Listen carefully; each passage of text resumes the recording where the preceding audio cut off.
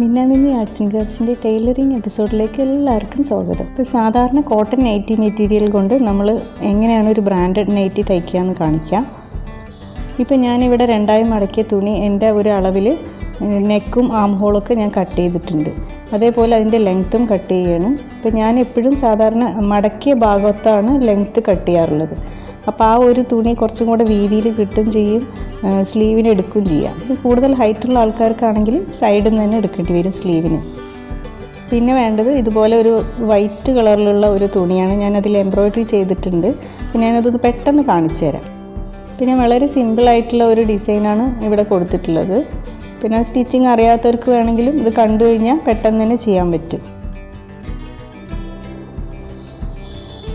Straight ലൈനൊക്കെ നമ്മൾ cover ചെയ്യണത് ഈ ഒരു സ്റ്റിച്ച് വെച്ചിട്ടാണ്. അപ്പോൾ ആ സ്റ്റെമ്മിനും ഞാൻ ഈ ഒരു സ്റ്റിച്ച് തന്നെയാണ് ഇട്ട് കൊടുക്കുന്നത്. ഇത് എളുപ്പത്തിൽ എല്ലാവർക്കും ചെയ്യാൻ പറ്റും. അപ്പോൾ നമുക്ക് ആ ഒരു സ്റ്റെമ്മ് കംപ്ലീറ്റ് ചെയ്യുക. ഏറ്റവും അറ്റത്ത് എത്തുമ്പോൾ അവിടെ ഒരു ലീഫ് ഉണ്ടാക്കണം. അപ്പോൾ അതിന് വേണ്ടിയിട്ട് നമ്മൾ സാധാരണ ചെയിൻ സ്റ്റിച്ചൊക്കെ ഇടൂലേ, ആ ചെയിൻ സ്റ്റിച്ച് ഇടുന്ന പോലെ ഒരു കുറച്ച് നീളത്തിലിടാം. എന്നിട്ട് ആ നൂല് താഴത്തേക്ക് കൊണ്ടുപോകുക. അപ്പോൾ അതവിടെ ഒരു ലീഫിൻ്റെ ഷേപ്പിലായിട്ട് സെക്യൂർ ആയിക്കോളും. അതേ സ്റ്റിച്ച് തന്നെയാണ് ബാക്കിയുള്ള ലീവ്സിനും ചെയ്ത് കൊടുക്കുന്നത്. ലേസി ഡേസി എന്നാണ് ഇപ്പോൾ ഈ സ്റ്റിച്ചിൻ്റെ പേര്. അപ്പോൾ ഞാൻ ഇത് തന്നെയാണ് ഇതിൽ മുഴുവൻ കൊടുത്തിട്ടുള്ളത്. ഫ്ലവറിലും ഇത് തന്നെയാണ് കൊടുത്തിട്ടുള്ളത് കേട്ടോ. ഇപ്പോൾ ഞാൻ കോട്ടൻ്റെ വൈറ്റ് കളറിലുള്ള തുണി 12 ഇഞ്ച് നീളവും വീതിയായിട്ടുള്ള ഒരു സ്ക്വയർ പീസാണ് എടുത്തത്. നമ്മൾ ഏത് നെക്കാണോ നൈറ്റിയിൽ കട്ട് ചെയ്യുന്നത് അതേ നെക്ക് തന്നെ ഇതിൽ കുറച്ച് വലുതായിട്ട് കട്ട് ചെയ്തിട്ടാണ് നെക്കിൻ്റെ താഴെ ഇത് വെച്ച് പിടിപ്പിക്കുന്നത്. സാധാരണ ബ്രാൻഡഡ് നൈറ്റിയിലൊക്കെ ഇതുപോലെ നെക്കിൻ്റെ അവിടെ വൈറ്റ് കളറായിരിക്കും, അതിൽ കുറച്ച് എംബ്രോയിഡറി ഉണ്ടാവും. നമുക്കും അതൊക്കെ സിമ്പിളായിട്ട് വീട്ടിൽ തന്നെ ചെയ്യാവുന്നതേ ഉള്ളൂ. അപ്പോൾ നമ്മൾ ഏത് കളറാണ്, ലൈറ്റ് ഷെയ്ഡിലുള്ള നൈറ്റി വേണം കൂടുതലും എടുക്കാൻ കേട്ടോ, എന്നാലാണ് ആ ഒരു ഭംഗി ഉണ്ടാവുള്ളൂ. ഇപ്പോൾ ഞാൻ ലീവ്സൊക്കെ ചെയ്ത് കഴിഞ്ഞു. ഇനി ഫ്ലവർ ചെയ്യാം. ഫ്ലവറിന് ഒരു 8 പെറ്റലാണ് ഞാൻ ഉണ്ടാക്കുന്നത്. അപ്പോൾ ആദ്യം ഒരു 4 എണ്ണം ചെയ്തു. പിന്നെ അതിൻ്റെ ഇടവിട്ടുള്ള ഭാഗങ്ങളിലൊക്കെ വീണ്ടും 4 എണ്ണം, അങ്ങനെ 8 എണ്ണം. അത്രയും സിമ്പിളാണിത്. ഇനി ഏറ്റവും സെൻറ്ററിൽ ഒരു ബീഡ് വെക്കുന്നതിന് പകരം ബീഡിന് പകരമായിട്ട് ഞാൻ ഫ്രഞ്ച് നോട്ടാണ് ഇടുന്നത്. അപ്പോൾ നമ്മുടെ നെക്ക് ഡിസൈൻ ഇവിടെ കംപ്ലീറ്റ് ആയി.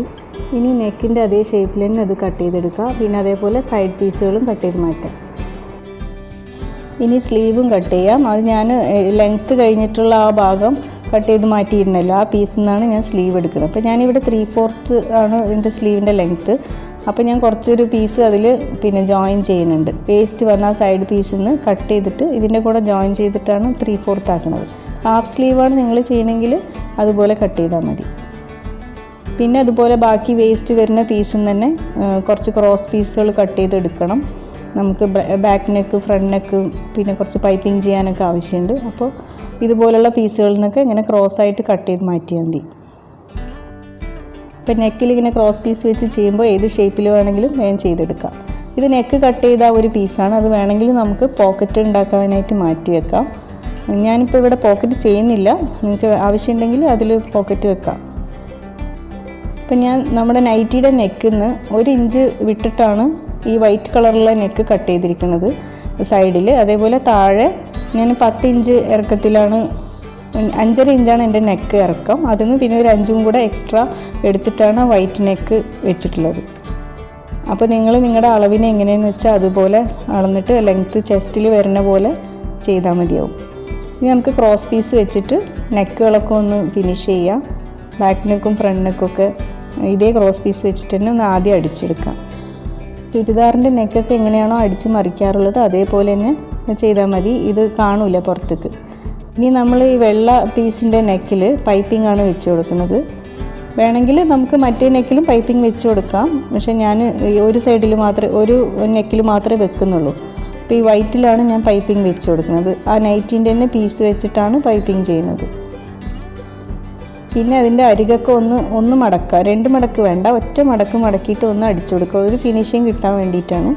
അപ്പോൾ അതിനും കൂടെയുള്ള സ്ഥലം കണ്ടിട്ട് വേണം കട്ട് ചെയ്യാൻ.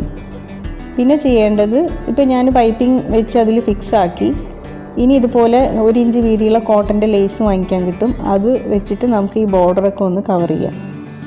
അപ്പോൾ അതിൽ വെച്ച് തയ്ക്കുമ്പോൾ നൈറ്റിനോട് ചേർത്തി വെച്ചിട്ട് വേണം തയ്ക്കാൻ, അല്ലാതെ ഈ വൈറ്റ് പീസിൽ മാത്രമായിട്ട് തയ്ക്കരുത്. അപ്പോൾ അതിങ്ങനെ ഇളകിക്കൊണ്ടിരിക്കും. അപ്പോൾ അത് പതിച്ച് വെച്ചിട്ട് വേണം തയ്ച്ചെടുക്കാൻ. ഇപ്പം ഞാൻ ലേസും തയ്ച്ച് കഴിഞ്ഞു. പിന്നെ തയ്ക്കുന്ന വീഡിയോ ഇടാത്തത് ഒരുപാട് ലെങ്തായി പോവും, ബോറടിക്കുകയും ചെയ്യും. അപ്പോൾ അത് ടൈലറിങ് കുറച്ചൊക്കെ അറിയുന്നവർക്ക് മനസ്സിലാവുമെന്ന് വിചാരിക്കുന്നു.